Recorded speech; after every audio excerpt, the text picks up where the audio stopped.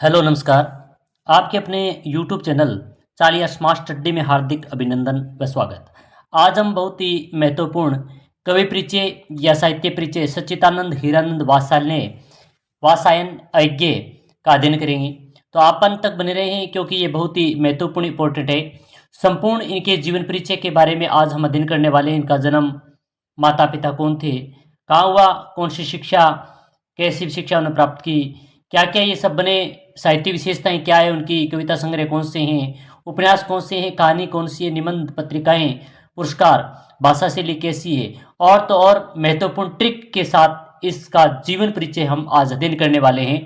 तो आप अंत तक बने रहें। ज़्यादा से ज़्यादा क्लास को शेयर करें, अपने साथ दोस्तों के साथ इसको भेजें, दोस्तों के पास भेजें।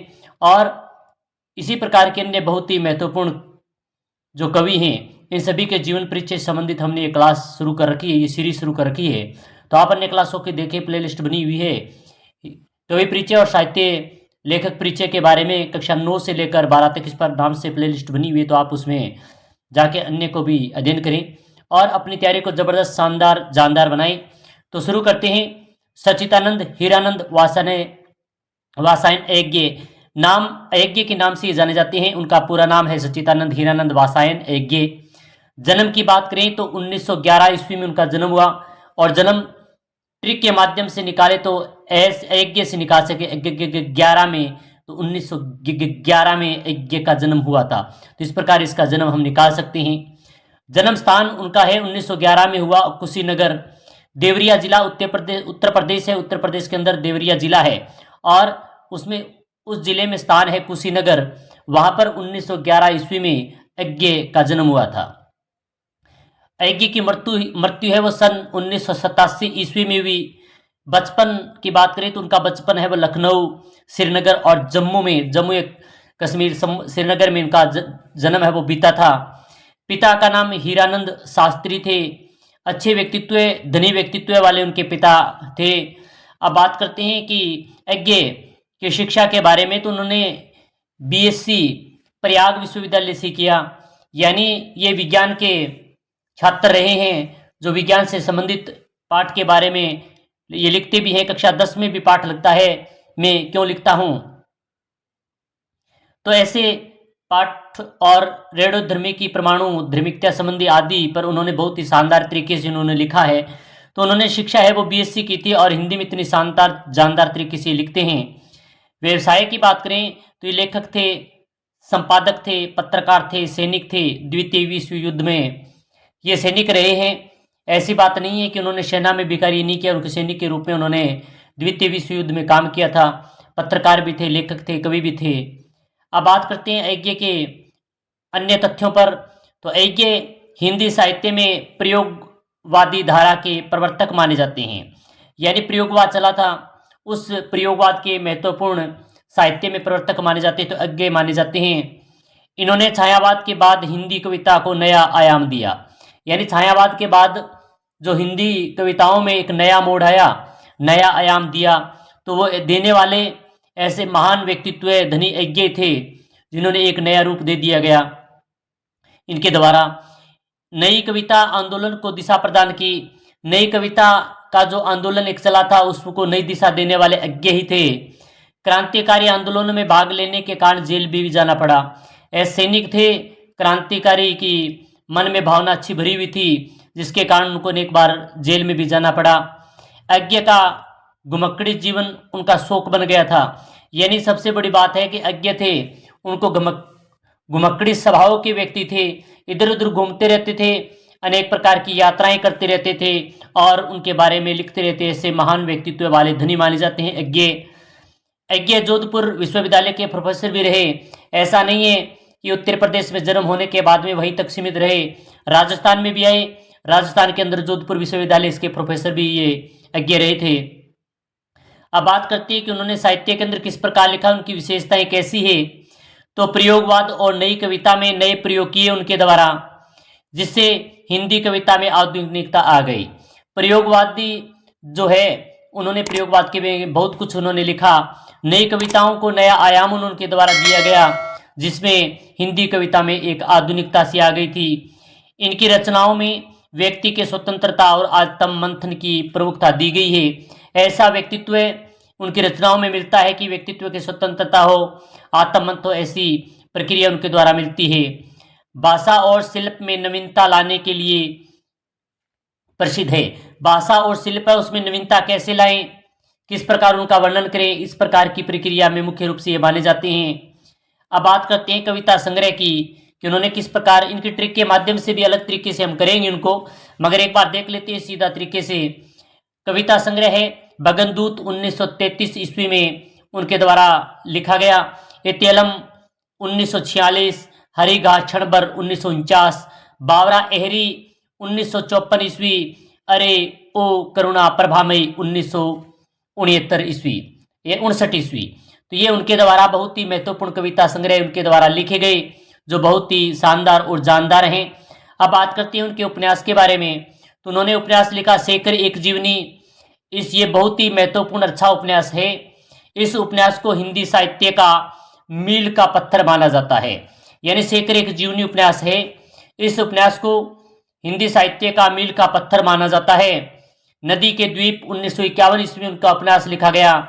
अपने अपने अजनबी 1961 ईस्वी में। तो तीन बहुत ही महत्वपूर्ण उपन्यास हैं, शेखर एक जीवनी, नदी के द्वीप और अपने अपने अजनबी। बहुत ही शानदार तरीके से उन्होंने उपन्यासों पर भी लिखा था, उपन्यास भी उन्होंने लिखे। अब बात करते हैं कहानी संग्रह। कोठरी की बात, शरणदाता और जयदोल, ये बहुत ही महत्वपूर्ण उनके कहानी संग्रह हैं। निबंध की बात करते हैं तो असाध्य वीणा, बहुत ही शानदार, जो कक्षा के जो बीए करने वाले विद्यार्थी होते हैं उनमें लगती है, और प्रतियोगिता परीक्षा की तैयारी करने वाले जो विद्यार्थी होते हैं सेकंड ग्रेड, उनमें असाध्य वीणा से संबंधित लगता है। अंतरा, त्रिशंकु, अरे यायावर रहेगा याद, ये उनके द्वारा निबंध लिखे गए बहुत ही शानदार तरीके से। अब बात करते हैं उनके द्वारा पत्रिकाएं भी लिखी गई, और कौन कौन सी पत्रिकाएं थी। तो दिनमान, नवभारत टाइम्स, ये दो उनके द्वारा पत्रिकाएं निकाली गई, बहुत ही शानदार थी। ये तार सप्तक के कवि माने जाते हैं। अयज्ञ जी तार सप्तक के महत्वपूर्ण कवि माने जाते हैं, और तार सप्तक का निर्माण उन्हीं के द्वारा किया गया था। पुरस्कार की बात करते हैं, उनके द्वारा कौन कौन से उनको पुरस्कार मिला। साहित्य अकादमी पुरस्कार भारत सरकार द्वारा 1964 ईस्वी में दिया गया, और यह रचना थी आंगन के पार द्वार, ये पार द्वार आएगा, पार द्वार। ये बहुत ही शानदार जानदार तरीके से उनकी रचना लिखी गई, जिसके कारण 1964 ईस्वी में साहित्य अकादमी पुरस्कार उनको मिला। दूसरा पुरस्कार ज्ञानपीठ पुरस्कार भी उन्हें मिला, यह 1978 ईस्वी में उनको दिया गया। संपूर्ण साहित्य में योगदान के लिए यह पुरस्कार दिया गया था। और तीसरा जो पुरस्कार है पद्म भूषण, जो 1968 ईस्वी में यह पुरस्कार उनको दिया गया था। अब बात करते हैं भाषा शैली से संबंधित। भाषा शैली की बात करें तो अज्ञे की भाषा शैली अत्यंत समृद्ध, संवेदनशील, बौद्धिक और प्रयोग धर्मी है। यानी भाषा शैली बहुत ही अच्छी है उनकी, अज्ञे की अत्यंत समृद्ध मानी जाती है, संवेदनशील मानी जाती है, और बौद्धिक और नए नए प्रयोग करने वाले शब्दों का उन्होंने वर्णन किया। भाषा में संस्कृतनिष्ठ, तत्सम, तद्भव शब्दों का सुंदर प्रयोग किया गया है, ऐसा लिखने वाले थे अज्ञे जी। इनकी रचनाएं केवल भावात्मक नहीं है बल्कि विचारपरक भी होती है, ऐसी रचनाओं का वर्णन करने वाले थे अज्ञे। अब इनकी एक सभी का अध्ययन करने के बाद में ट्रिक के माध्यम से इनकी रचनाओं को देख लेते हैं। ट्रिक है बापू की सुचित्रा अपने शहर इक्का से ही आएगी। सभी को अलग अलग करके देखना है। बा से पू की सु चित्रा ए पे ने से है रे ई के का से ही आएगी। यानी सभी को इनको जो सभी लिखा हुआ शब्द इनके प्रत्येक वर्ण को तोड़कर इसकी रचनाओं को देखेंगे।